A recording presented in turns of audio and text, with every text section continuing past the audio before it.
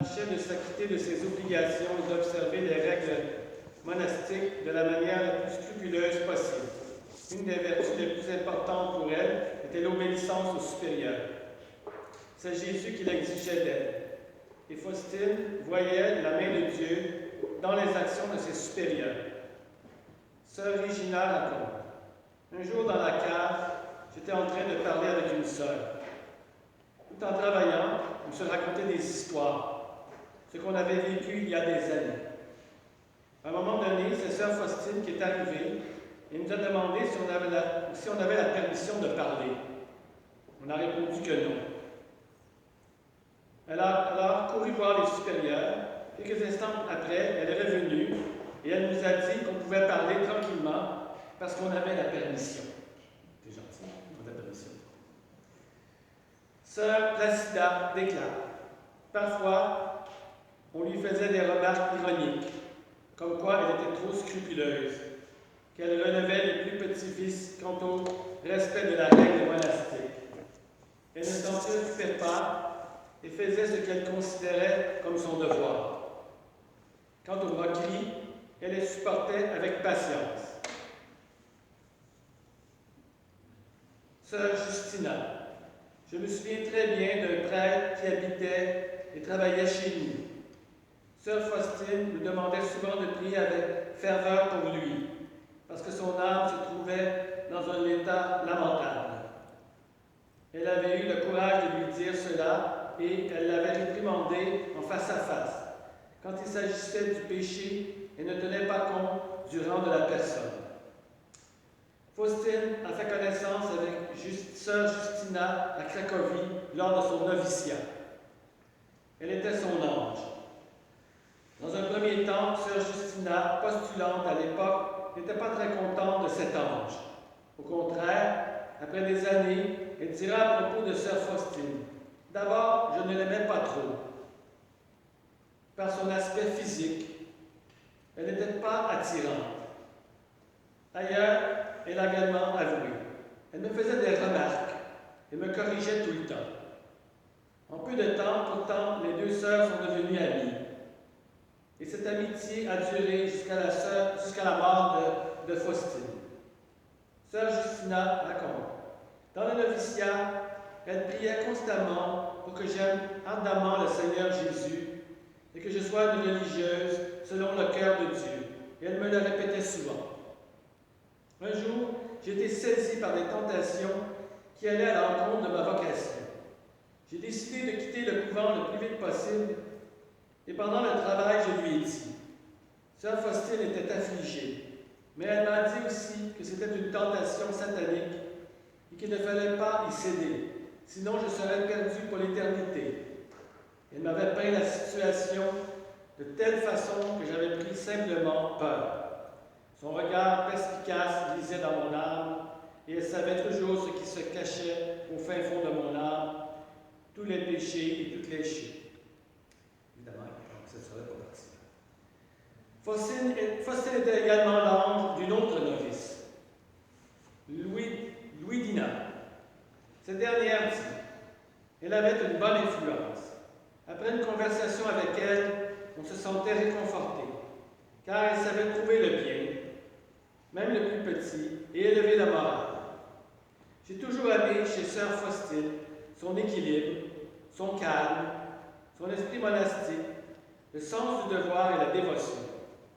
Elle supportait les souffrances avec calme, sans se plaindre, mais aussi sans cacher la réalité. Je n'ai presque pas vu de défaut chez elle. Quand elle était encore au noviciat, sœur Faustine parlait déjà beaucoup de la miséricorde de Dieu. Sœur Simona l'a bien retenue, parce que contrairement à Faustine, elle soulignait surtout la justice de Dieu. Sœur Joachima dit: même les sœurs plus âgées aimaient converser avec elle, parce que ces conversations étaient édifiantes, agréables, traitaient de Dieu. On en tirait un grand profit. Faustine parlait de ses expériences intérieures à ses directeurs spirituels. Elle cherchait des conseils et surtout, elle cherchait à être comprise. Pendant longtemps, elle ne trouvait personne qui puisse la comprendre. Ses expériences spirituelles, tout comme ses attentes, dépassaient ceux qu'elle rencontrait sur son chemin. Sœur Simona raconte, elle s'est agenouillée devant sa petite table de nuit, où était posée une image sainte, a mis les mains sur la tête et a commencé à pleurer très fort. Ses pleurs étaient comme un cri. J'ai été saisi de pitié pour elle. Et j'ai accouru voir la maîtresse pour tout lui raconter. La maîtresse s'est tout de suite dirigée vers notre chambre. Et moi, je suis allé dans la cuisine. Je ne sais pas de quoi elle parlait. Au bout d'un certain temps, Sœur Faustine est arrivée, elle aussi dans la cuisine. Ses yeux étaient encore gonflés à cause des larmes, mais elle était déjà tranquille. Sœur Placida s'en souvient aussi. Je lui ai demandé pourquoi elle pleurait. Elle m'a répondu, « Oh Jésus, même le confesseur ne me comprend pas. Personne ne me comprend. » Cela s'était déjà probablement passé pendant la nuit de l'esprit et des sens, que Faustine a commencé à vivre vers la fin de la première année de son noviciat. Un temps très important et très difficile pour elle. Un temps dont elle a vu l'importance seulement quand elle a touché à sa fin. C'est dans cette perspective-là qu'elle a écrit dans son petit journal. La nuit de l'esprit et des sens est une expérience que seuls les mystiques connaissent. C'est un temps au cours duquel l'âme choisie par Dieu est purifiée des impulsions, des instincts et des attaches terrestres. L'homme ne se purifie pas seul, mais c'est Dieu qui le fait dans son intérieur. C'est pourquoi ce processus spirituel est appelé la nuit passive des sens et de l'esprit. Le temps de purification prend parfois de longues années. Chez Faustine, il a été relativement court, plus ou moins 1 an et demi dans la première étape. À titre de comparaison, chez Sainte Mère Teresa, la nuit obscure a duré presque un demi-siècle. Le processus d'une purification mystique des sens a commencé chez Faustine vers la fin de la première année du noviciat, donc probablement au printemps 1927. Mon esprit était étrangement assombri. Aucune vérité ne me semblait claire. Quand on me parlait de Dieu, mon cœur était comme de roc, dira-t-elle quand elle décrira son état après des années. Je ne pouvais en tirer un seul sentiment d'amour pour lui. Lorsque je m'efforçais de rester auprès de Dieu par un acte de volonté, j'éprouvais de grands tourments et il me semblait que je poussais Dieu à une plus grande colère. Je ne pouvais plus méditer comme auparavant. Je sentais dans mon âme un grand vide, mais rien ne pouvait le remplir. J'ai commencé à souffrir la faim et la nostalgie de Dieu. Mais je voyais toute mon impuissance. L'abîme de ma misère était sans cesse présent dans mon âme. Chaque fois que j'entrais dans quelque exercice à la chapelle, j'éprouvais les pires tourments et tentations. Parfois, je devais combattre pendant toute la Sainte Messe des pensées de blasphème qui se pressaient sur mes lèvres. Je ressentais une aversion pour les saints sacrements. Il me semblait que je ne tirais aucun profit des saints sacrements. Je ne les recevais que par obéissance à mon confesseur, et cette obéissance aveugle était pour moi le seul chemin sur lequel je devais marcher, ma planche de salut. Faustine ne comprenait pas pourquoi Dieu avait agi si étrangement dans son âme. Malheureusement, à cette époque-là, elle n'a trouvé personne qui puisse le lui expliquer.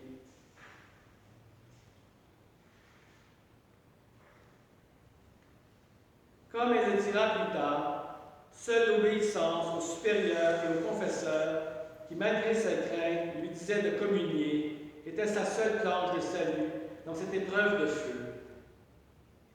La souffrance spirituelle était de temps en temps coupée par un éclair de présence de Dieu. Je suis toujours dans ton cœur. C'est avec cette parole là que Jésus lui est apparu. Mais la joie était de courte durée. Il est arrivé un temps qui, comme elle l'a décrit, était l'épreuve des épreuves. Un temps où Faustine avait le sentiment d'être complètement abandonnée par Dieu. Elle ne voit en elle que péché.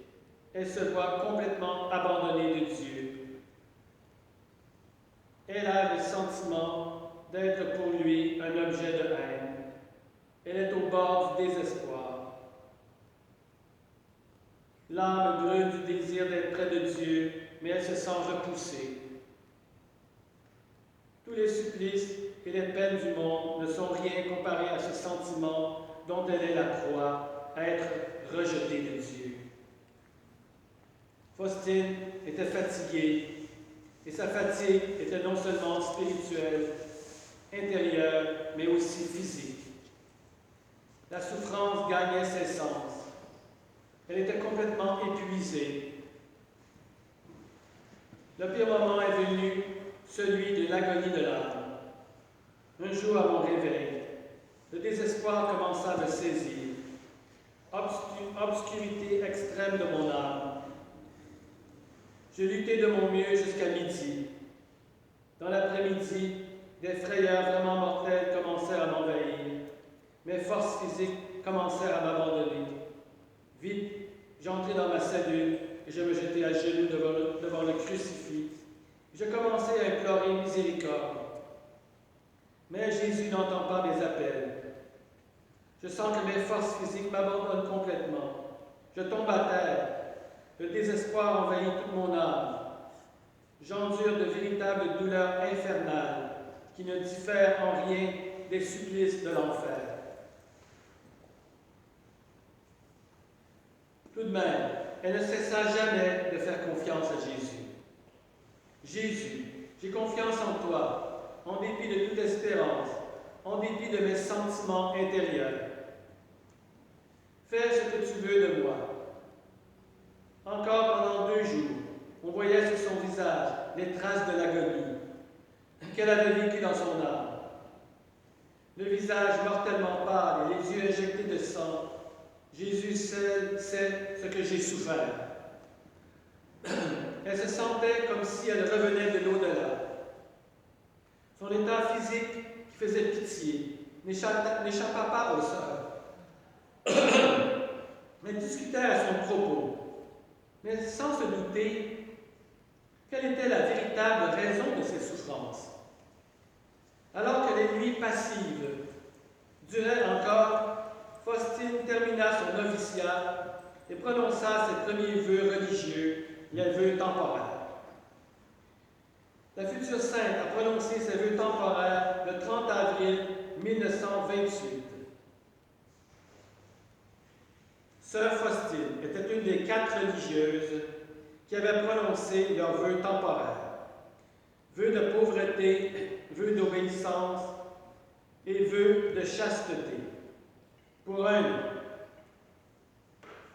À ce moment-là, les vœux devinrent effectifs. Les parents de Faustine avaient cette fois assisté à la cérémonie.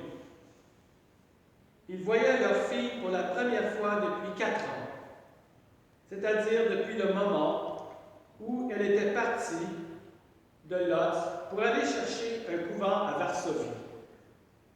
Quand ils étaient en train de se promener dans le jardin du couvent, son père lui demanda « Ma fille, tu ne t'ennuies pas trop ici ?» Surprise par la question, Faustine répondit qu'elle ne pouvait s'ennuyer puisqu'elle habitait avec le Seigneur Jésus sous un même toit. Et les parents acceptèrent enfin le choix fait par leur fille. Il faut la laisser ici, dit Stanislas.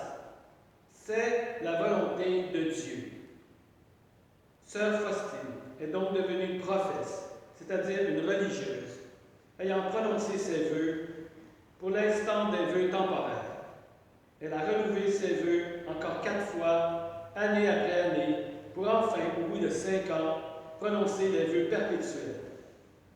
Plus ou moins 6 mois après les premiers vœux, l'obscurité dans l'âme de Faustine a pris fin.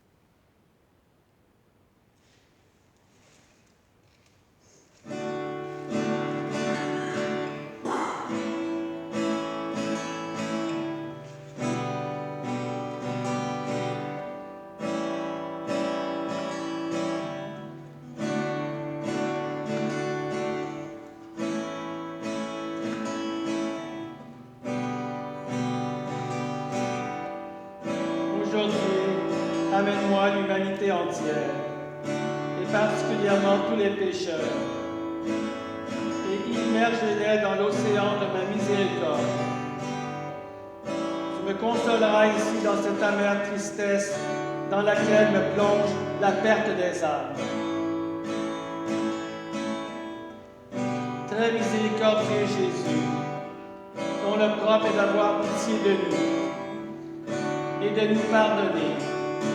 Ne regarde pas nos péchés, mais la confiance que nous avons en ton infinie bonté.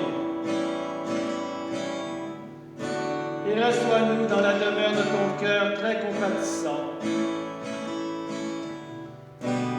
Et ne nous en laisse pas sortir pour l'éternité. Nous t'en supplions par l'amour qui t'unit au Père et au Saint-Esprit.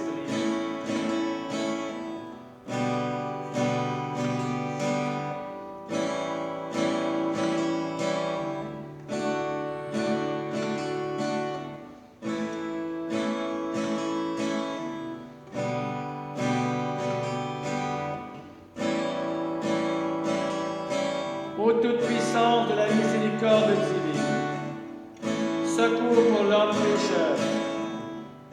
Tu es miséricorde et océan de pitié.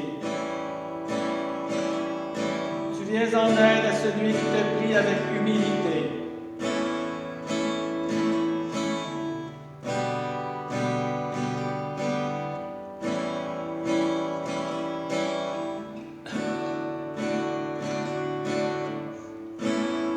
Père éternel, jette un regard de miséricorde sur toute l'humanité enfermée dans le cœur très compatissant de Jésus, et particulièrement sur les pauvres pécheurs. Et par sa douloureuse passion, témoigne-nous ta miséricorde, afin que nous glorifions la toute-puissance de ta miséricorde pour les siècles des siècles.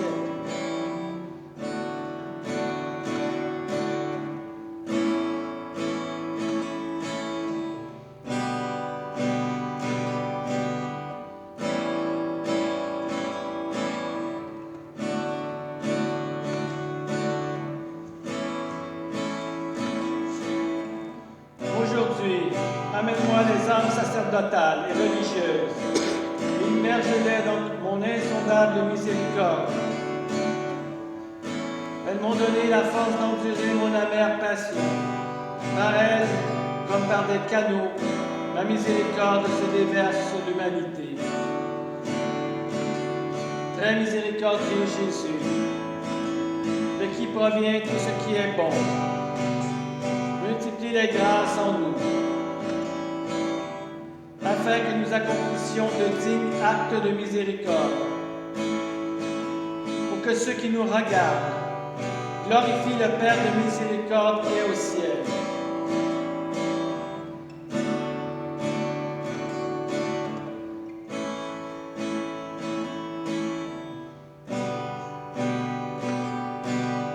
La source de l'amour divin demeure dans les cœurs purs. Plongée dans la mer de la miséricorde, rayonnante comme les étoiles, claire comme l'aurore.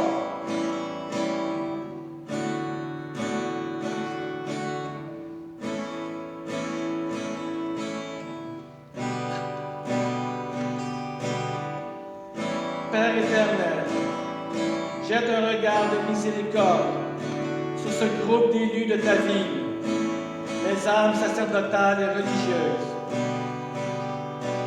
et comble-les de la puissance de ta bénédiction. Et par le sentiment du cœur de ton Fils, dans lequel elles sont enfermées, accorde-leur la force de ta lumière, afin qu'elles puissent guider les autres sur le chemin du salut, pour chanter ensemble la gloire de ton insondable miséricorde pour l'éternité.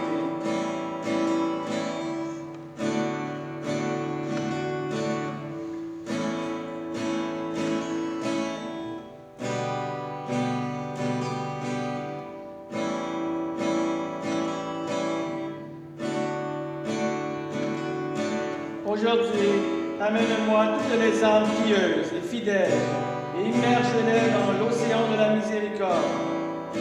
Ces âmes m'ont consolé sur le chemin de croix. Elles furent cette double consolation au milieu d'un océan d'amertume.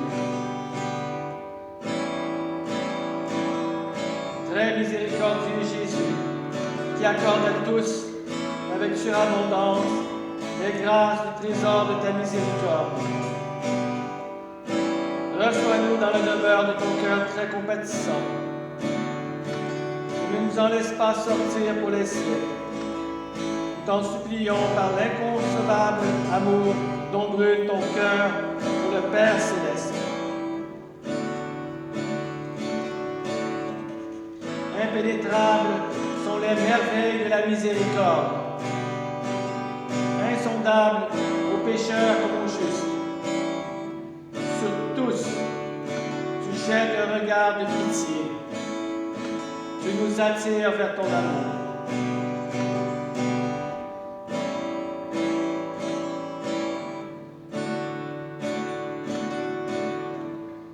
Père éternel, jette un regard de miséricorde sur les âmes fidèles, héritage de ton Fils. Par sa douloureuse passion, accorde-leur ta bénédiction et entoure-les de ton incessante protection, afin qu'ils ne perdent l'amour, ni le trésor de la sainte foi, mais qu'avec le cœur des anges et des saints, elles glorifient ton infinie miséricorde pour les siècles des siècles. Amen.